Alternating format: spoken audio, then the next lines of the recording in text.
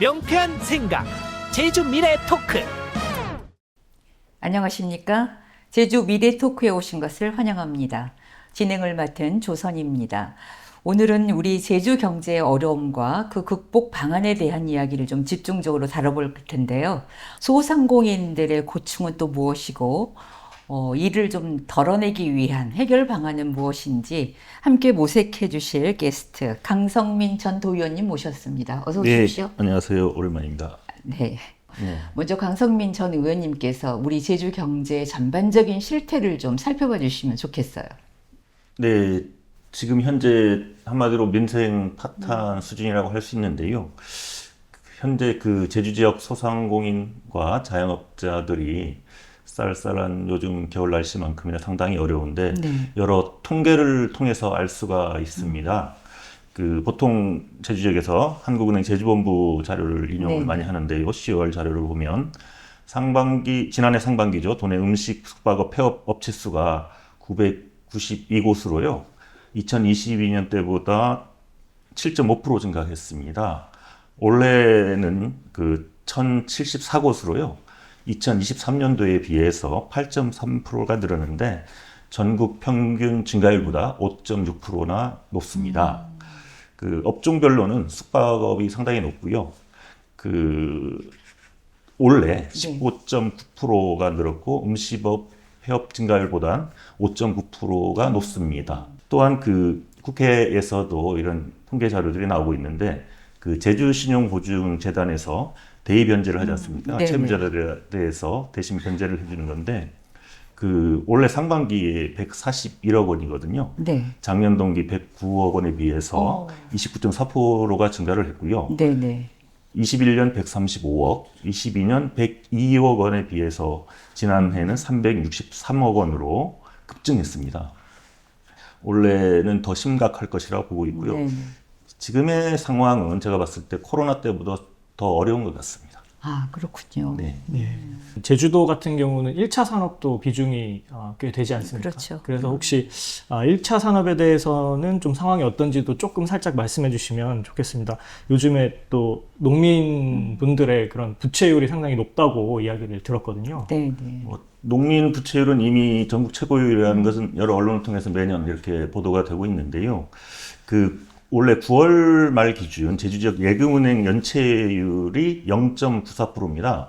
이 또한 전국 0.45%에 비해서 2배 정도 높고요.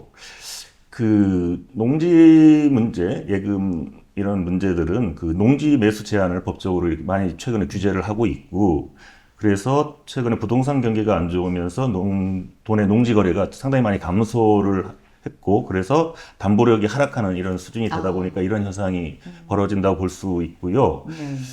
이러한 현상들이 연체율 회복에 상당히 큰 장애가 되고 있는 것 같습니다. 특히 그 지난해 평방미터당 농지 가격이 18만 5천 원이었는데 2021년 평방미터당 22만 원에 비해서 비교할 때 15.9% 정도 났습니다. 그리고 경매 상황도 언론에 많이 보도되고 있는데 토지 경매 낙찰가율도 54.3%로 전국 광역단체 중 지금 현재 제주도가 최저 수준이라는 걸 알고 있어야 될 것 같습니다. 그러니까 이제 제주도의 전체적인 산업 비중을 봤을 때 서비스업, 관광업, 외식업 포함해서요. 그리고 이제 1차 농업 파트까지 굉장히 위기 상황이라는 걸 얘기를 해주셨는데 강성민 전 의원님께서는 지금 현재 제주 경제의 이런 어려움과 침체가 어디에서 비롯되었다고 생각하시는지요? 구조적인 문제라고 할 수 있는데요. 앞서 말씀했듯이 관광 산업이 좀 침체고 부동산 경기에 따른 또 건설, 토목 산업, 전통적인 산업들이 의존을 많이 하고 있는데 이 분야들이 워낙 어렵기 때문에 이런 현상이 벌어진다고 할 수 있습니다. 이와 함께 전국적인 현상이겠습니다만은 상당히 물가가 최근에 많이 올랐었지 않습니까? 그래서 소비가 위축이 돼 있고, 그리고 고이율 상황이 지속됐지 않습니까? 최근에 좀 내려가긴 했습니다만, 이자율 상승에 따른 경기 침체, 그리고 관광 산업과 아울러 말씀드린다면 엔저 현상 때문에, 그래서 일본으로 국내 관광객들이 상당히 많이 가고 있고 경쟁력이 떨어지는 측면이 예, 그렇죠. 중국의 노비자 건도 상당히 앞으로 제주 관광산업의 위축에 큰 좀 문제가 될 것 같고요. 결국은 즉 그 내수 침체가 네. 상당히 내국인 관광객들이 제주를 찾는데 그 위험 요소로 이렇게 작용하고 있다고 볼 수 있겠습니다. 예. 그래서 이제 그 제주 관광이나 이제 제주 경제를 분석할 때 주로 이제 이야기되는 부분이 그 관광업이라는 것이 외부 요인에 상당히 변동성이 그렇죠. 큰 산업이다. 그렇기 때문에 관광객 감소가 직접적으로 이제 제주도민들에게 와닿다 보니까 네. 이런 관광객 수 변화가 이제 곧바로 매출 감소로 이어지는 것이 문제인 것 같은데 어떻게 보십니까, 원님? 네. 그 5인 이하, 10억 이하에 종사하시는 분들이 음식업이나 숙박업에 그렇죠. 종사하는 소상공인들인데요. 이러한 문제들 때문에 여러 관광산업 침체 등의 여러 문제들 때문에 그 소상공인들이 폐업을 하기 때문에 그 공실률이 상당히 높아지고 있는데 통계청 자료에 의하면 지난해 4분기 기준 제주 지역 중대형 상가 공실률이 10.2%입니다. 네. 이 또한 그 동년 대비 5.9%나 이렇게 올라간 거거든요.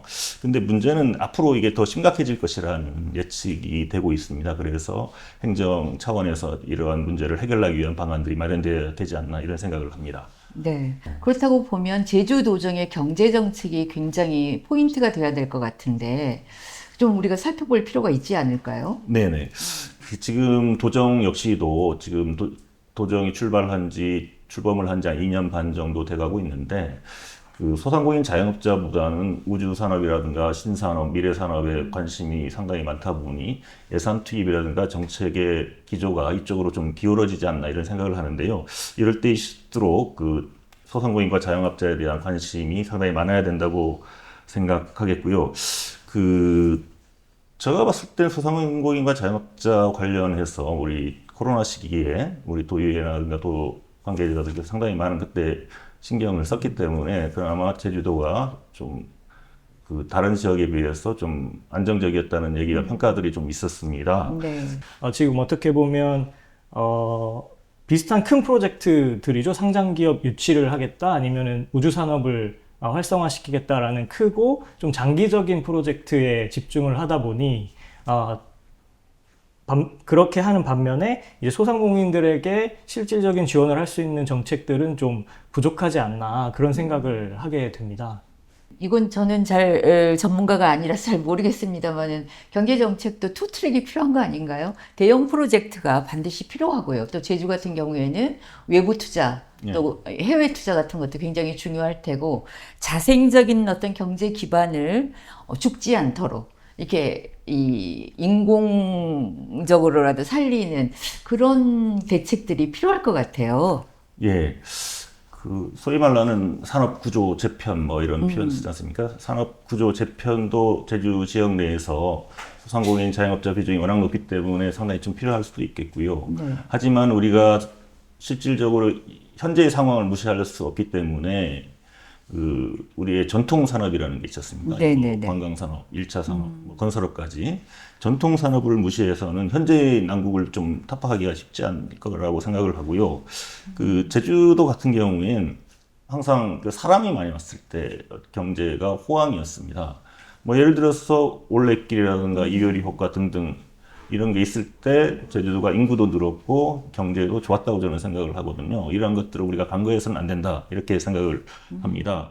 올레길도 말씀을 하셨지만 정말 제주이기 때문에 거기 가서만이 볼 수 있는 어떤 관광산업적인 아이템들이 좀 자리를 잡아야 될 것 같다는, 그래야 거기에 이제 같이 곁들여서 소상공인들이 외식, 숙박 같이 살아날 수 있지 않을까 싶은데요. 그게 좀 우리 현실에는 더 맞는 거죠? 예, 우리가 특히 대형 프로젝트 개발 사업 외자 유치를 하다 보니까 그 큰 규모의 뭐 골프장, 리조트 산업 과정에서 도민들과의 마찰 이런 것들 때문에 관광 산업에 좀 부정적인 요인들도 작용을 했다고 저는 보거든요. 네네. 국제 자유도시 프로젝트라든가. 하지만 관광 산업 사람이 제주에 오는 거는 상당히 중요한 것이라고 저는 생각을 하고 경제 활성화에. 그렇죠. 하지만 그 관광 산업도 여러 패턴이 있지 않습니까? 아까 얘기했던 올레길이라든가 뭐 6차 산업을 활용하는 거라든가 여러 지금 MZ 세대에 맞는 정책들도 만들 수 있기 때문에 이러한 부분들을 정책화하는데 심려를 기울여야 되고 노력이 필요하지 않나 이런 생각을 합니다. 네, 네. 지금 이제 뭐 위기 상황을 또 하나부터 열까지 다 꺼내다 보면 다 여러분들도 익히 알고 계실 문제일 것 같은데요. 정말 중요한 거는 이제 제주의 민생 경제를 어떻게 회복할 수 있을 것인가, 네. 그 방안에 대한 논의가 아니겠습니까? 뭐 상당히 어려운 문제도 그쵸. 저도 뭐 경제 전문가도 아니긴 한데 네, 네. 제가 도연할 때라든가 좀 사례들이 있기 때문에 그걸 좀 말씀드리고 싶고요. 네. 지난 시기 IMF가 있었고 그리고 서브프라임 모기지가 그렇죠. 2008년도 있었죠. 그리고 사드가 있었고 코로나가 네, 네. 있었는데 이럴 때보다 지금이 더 어렵다고 합니다. 도지사를 비롯해서 우리 공직자, 도의회, 정책을 만드는 입안자들께서 상당히 좀 이 문제의 심각성을 느끼고 엄중함을 인식하고 해결에 좀 앞장서야겠다는 좀 자세가 상당히 필요할 거라고 보고요.